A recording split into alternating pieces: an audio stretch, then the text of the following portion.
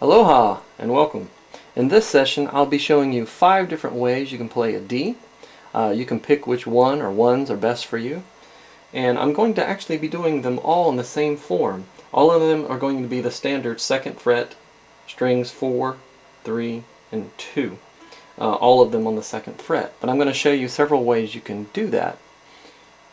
Let's get started. Okay, to make this easier, let's number our fingers. 1, 2, 3, 4, and of course thumb we'll call T. Okay, option number 1. We're going to use fingers 2, 3, and 4, and let's put them starting at the top with finger number 2. You want to tuck finger number 3 up under there, also getting on the 2nd fret. Remember, all of them are going to be on the 2nd fret. And then the pinky up under that. Notice they're not all diagonal, but really tucked up under each other, so you can cram them up in there. Now when you strum, you'll want to make sure it's clean for each one of these chord structures. If you get something like, you'll just have to rearrange your fingers until you can get it clean, and just take some practice.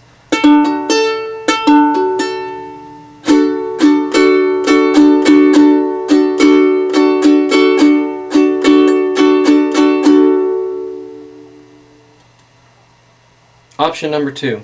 Let's use fingers 1, 2, and 3. Let's put 1 on the top, 2 right up underneath that, 3 up underneath that. Cram them all in there. Give a check.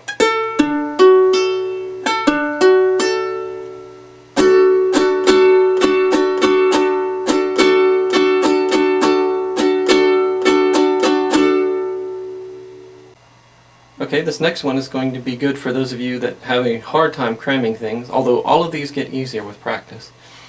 Think about how you play G. What I'm going to do is I'm going to pretend like I'm going to play G here. Once again, point your finger, 2nd fret, 2nd finger, 2nd fret. Notice I'm skipping a string there. And then this one's going to go here, but instead of playing it here, just slide it on back so it's also on the 2nd fret. Somehow that gives more room for a lot of people. Check it.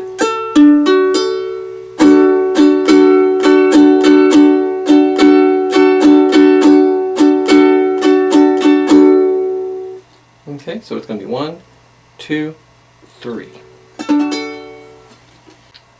Okay, the last two I'm actually going to incorporate the use of my thumb into it.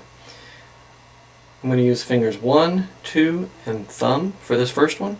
I'm going to put finger 1 here on the 3rd string, finger 2 right below it on the 2nd string, and then I'm going to bring my thumb up over here. It might feel weird if you've never done that before. And then make sure it's clean. If not, just keep doing that until you can get it clean.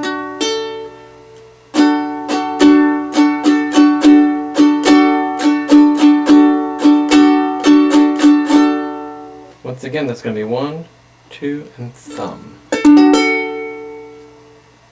Alright, this last one I call the Spider-Man D because I end up making a shape that looks a lot like Spider-Man shooting a web. We're going to use fingers 2 and 3 in the thumb. Once again, 2 and 3 in the thumb. Finger 2 will actually go on string 3. Finger 3 will go on string 2, like that.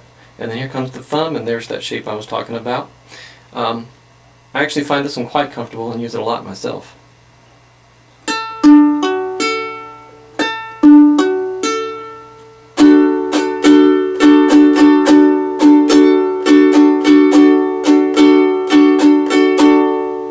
And there it is again.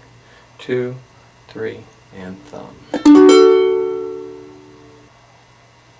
So which one should you use? 2 things to consider.